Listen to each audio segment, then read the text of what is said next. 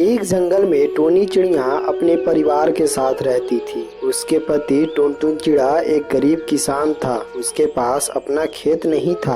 एक दिन टुनटुन चिड़ा कालू जमींदार के पास जाता है और बोलता है, अरे कालू कौवा भाई, क्या आप अपने खेत मुझे बोने के लिए दे सकते हैं?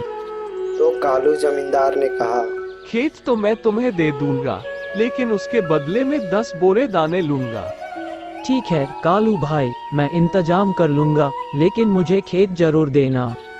ठीक है, 10 बोरे दाने दे जाना और खेत बो लेना। टुनटुन चिड़ा इधर उधर से मांगकर 10 बोरे दाने इकट्ठा करता है और कुछ महीनों के लिए खेत ले लेता है। इस बार टुनटुन चिड़ा ने जमींदार के खेत में मक्का बोया था, लेकिन उस दिन फिर से आसमान में काले बादल दिखाई देने लगे थे। टुनटुन चिड़ा घर के बाहर बैठकर आसमान को देख रहा था। टुनटुन चिड़ा की पत्नी टुनी चिड़िया आकर बोलती है, अरे ऐसे बैठकर आसमान में क्या देख रहे हो? तो टुनटुन चिड़ा उदास होकर बोलता है, देख रहा हूँ टुनी चिड़िया कि बारिश होगी या नहीं। हर साल बाढ़ से फसल खराब हो जाती है। अगर इस साल भी बारिश हो गई तो हम बर्बाद हो जाएंगे। मैंने सभी चिड़िया से उधार लेकर कालू जमींदार से खेत लिया है। अगर बारिश हो गई तो सारा फसल बह जाएगा, फिर मैं सभी चिड़िया को कैसे उधार चुकाऊंगा? टुनी चिड़िया कहती है, बरसात को रोकना हमारे हाथ में नहीं है टुनटुन चिड़ा, ये सब तो भगवान ही कर सकते हैं। टुनी चिड़िया, हमारा चुन्नू भी अब स्कूल जाने लायक हो गया है। सोचा था कि इस बार फसल अच्छी हो गई तो उसका एडमिशन अच्छे स्कूल में करवा दूंगा, मगर ये आसमान के काले बादल से मुझे बहुत डर लग रहा है। अरे टुनटुन चिड़ा, घर के अंदर चलो। इतनी फिक्र करने से अगर तुम्हें कुछ हो गया तो मेरा और चुन्नू का क्या होगा? फिर वो दोनों घर के अंदर आ जाते हैं। थोड़ी ही देर बाद बादल गरजने लगती है और बारिश शुरू हो जाती है। पूरे दिन तेज बारिश होती है। टुनी चिड़िया के पूरे घर में पानी भर जाता है। सारे फसल भी तबाह हो गया था। उसके घर में जो भी थोड़ा खाने के लिए बचा था वो भी भीग गया था। चुन्नू रोते हुए बोलता है, माँ, सब सामान में पानी भर गया, छत से पानी भी टपक रहा है। अब क्या खाएंगे और कहाँ सोएंगे? कुछ दाने बच गए हैं चुन्नू बेटा, तुम खाकर सो जाओ। और माँ, आप और पापा क्या खाएंगे? तुम हमारी चिंता मत करो, हम भी कुछ खा ही लेंगे। चुन्नू बेटा, हमें कैसे भी रात तो गुजारना ही पड़ेगा। ये बारिश हम जैसे गरीब चिड़िया के दुश्मन है। हमारे सारे सपने मिट्टी में मिला दिए। टुनी चिड़िया के घर में एक बड़ा सा टेबल था। टुनी चिड़िया चुन्नू को लेकर पूरी रात टेबल पर बैठी रही। अगले दिन सुबह होते ही कालू जमींदार शोर मचाना शुरू कर देता है।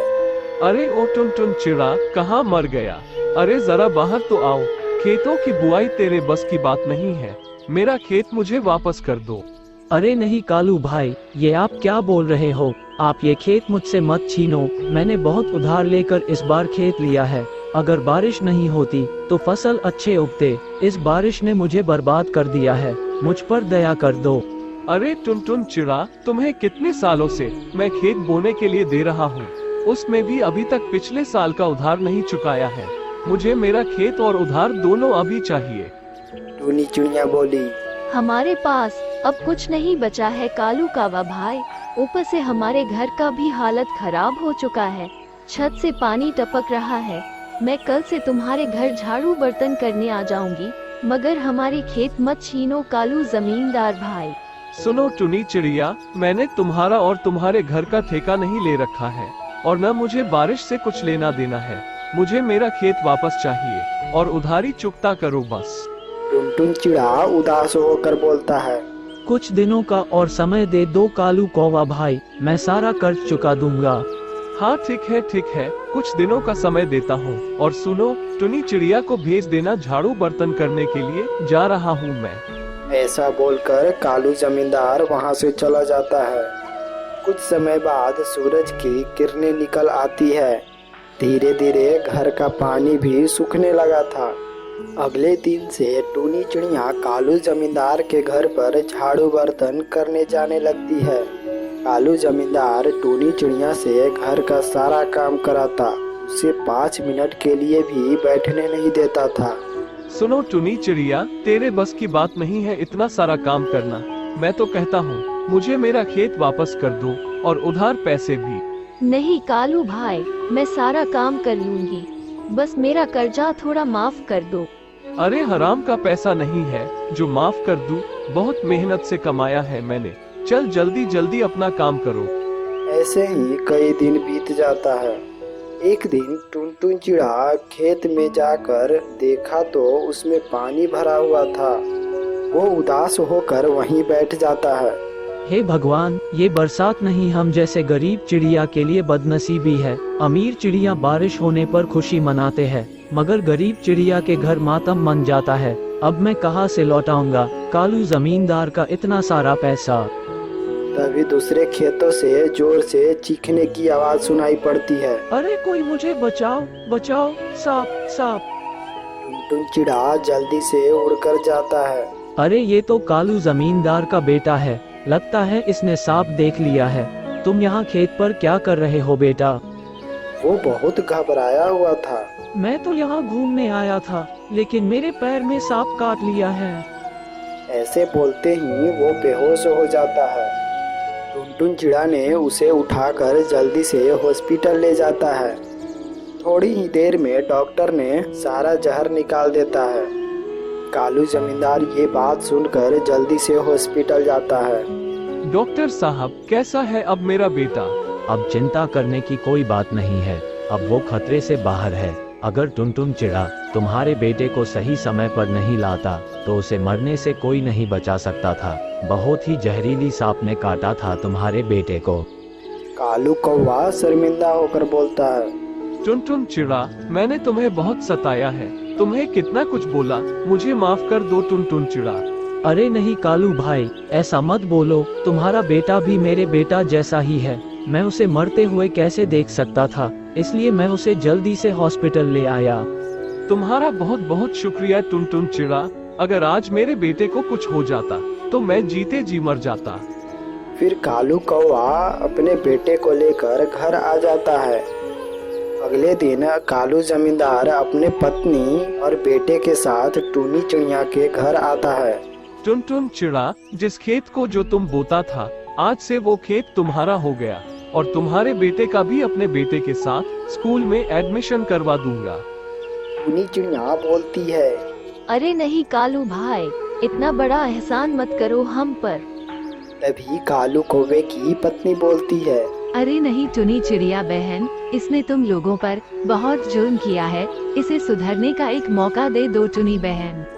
टूनी चिड़िया और टुनटुन चिड़ा दोनों बहुत खुश हो जाते हैं। सुनो टुनी चिड़िया, आज से तुम हमारे घर काम करने मत आना, कल ही मैं तुम्हारा घर बनवा देता हूँ।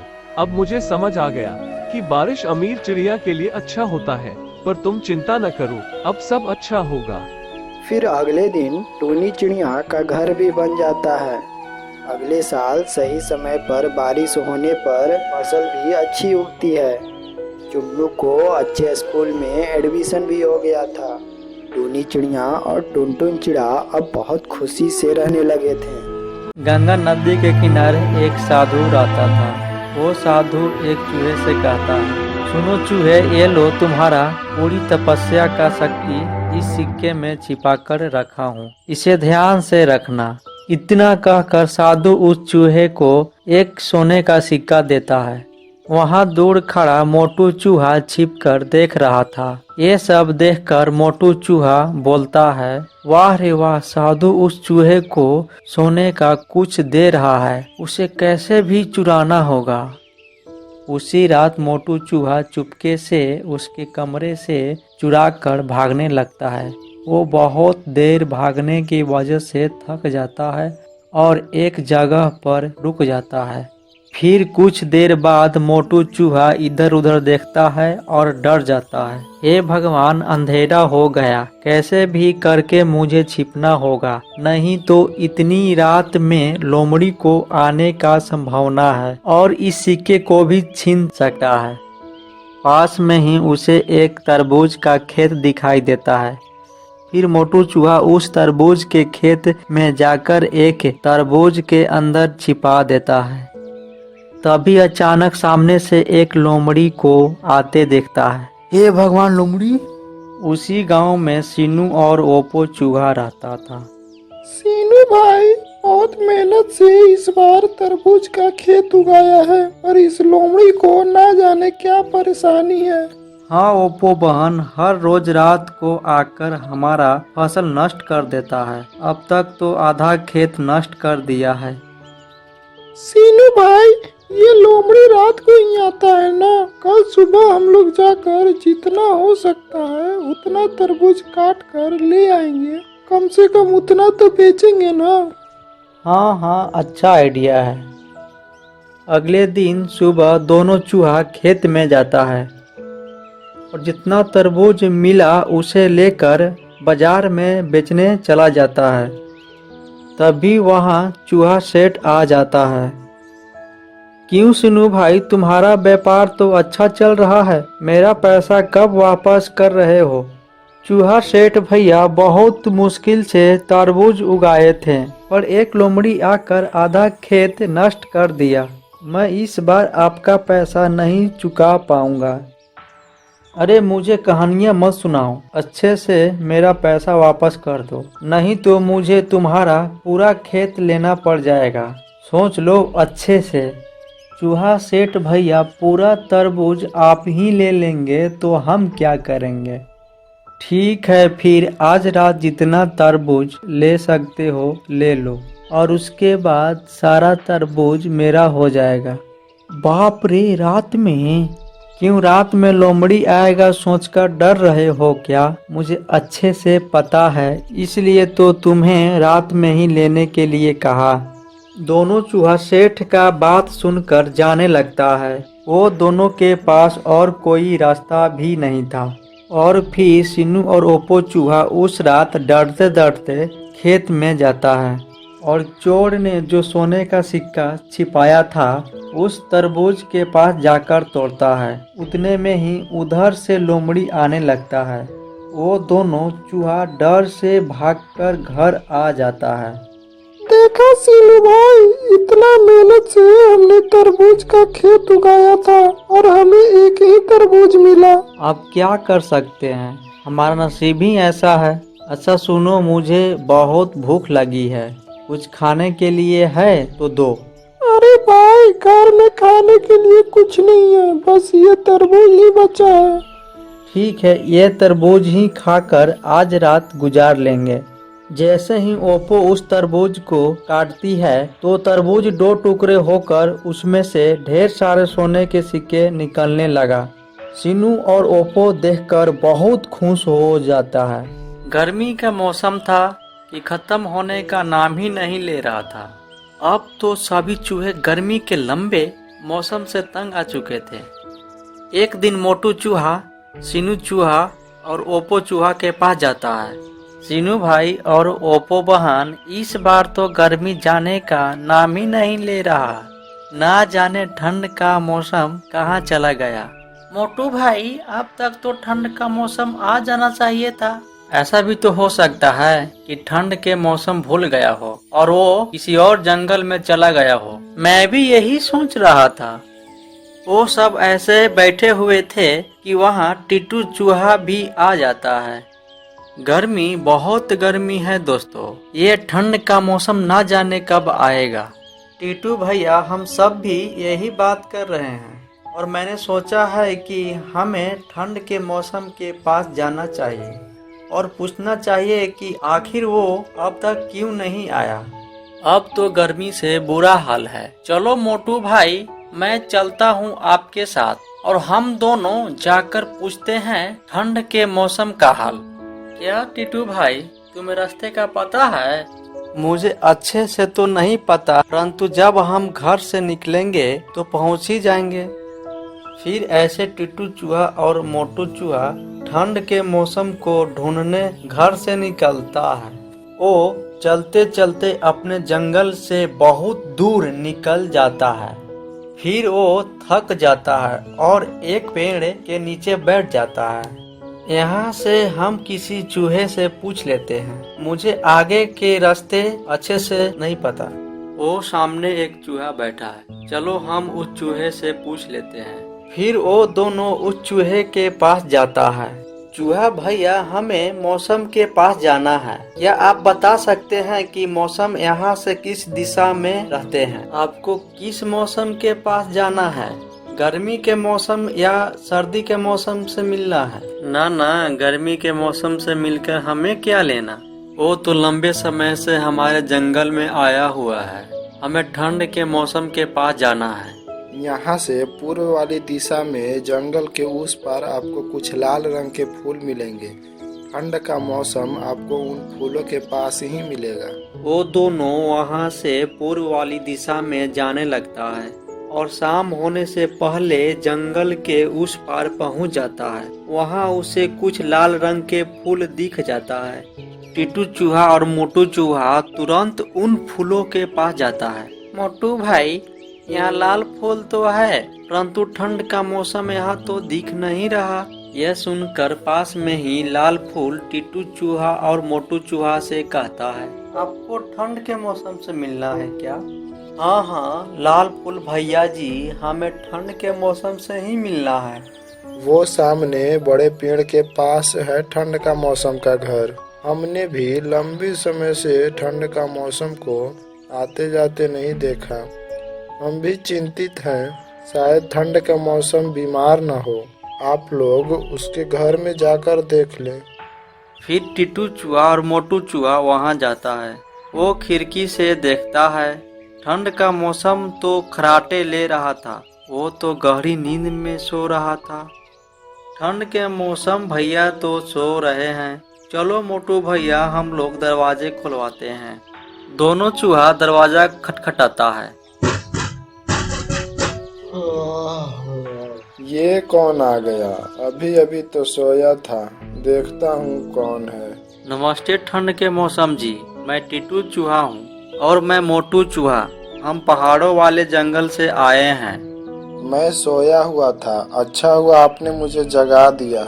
मौसम भैया, हमने बहुत इंतजार किया आपका, इस बार तो आप आए ही नहीं और फिर पूछते पूछते हम यहाँ तक आ गए। आप हमारे साथ चलिए और हमारे जंगल का मौसम बदल दीजिए।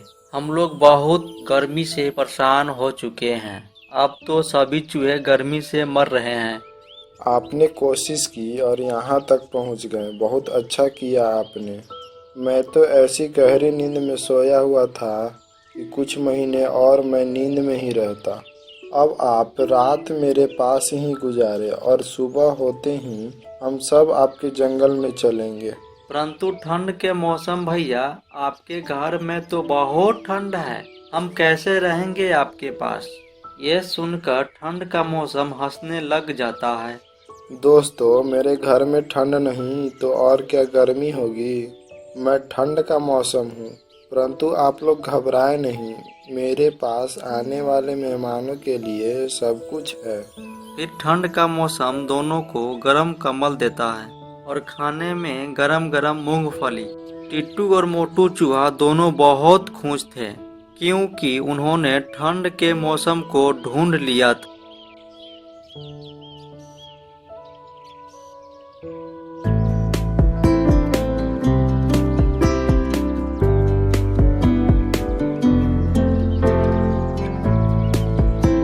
आज बहुत ही सुनहरा दिन है।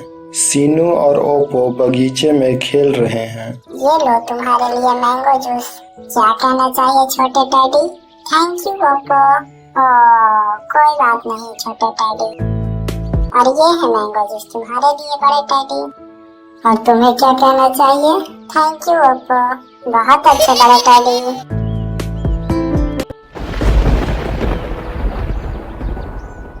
ओप्पो, सीनू, जल्दी से घर के अंदर आओ।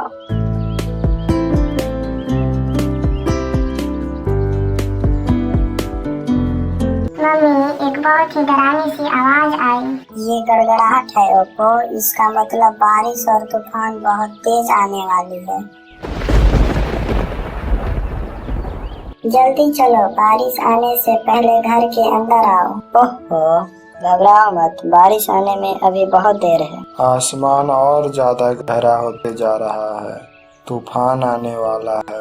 सीनू, ओप्पो, क्या तुमने बाहर से सारे खिलौने लाए? हाँ, अच्छा है तुमने अपने खिलौने ले आए। पापा, मैंने टैडी को वहीं पर छोड़ दिया, वो गीला हो जाएगा। चिंता मत करो ओप्पो, पापा तुम्हारे टैडी ले आएंगे। जाओ जल्दी करो, अभी बारिश होने वाली है। मुझे तूफानों के बारे में सब पता है, अभी तो बारिश आने में बहुत वक्त है। मुझे लगा ही था, बारिश होने में अभी बहुत वक्त है।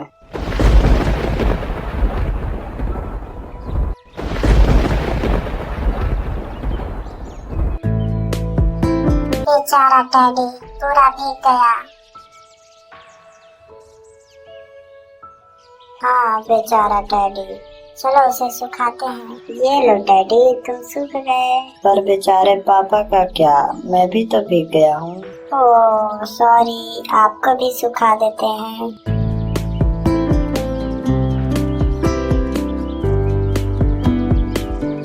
ये देखो, आप बिल्कुल सूख गए। हाँ, बारिश के पानी घर के अंदर आ रहा है, फर्श गीली हो रही है। अरे बाप रे, अब हम क्या करेंगे? चिंता की कोई बात नहीं। डैडी, पानी की बूंदे इकट्ठा करने के लिए बाल्टी रख देते हैं। बहुत अच्छे, बहुत ही आसान था।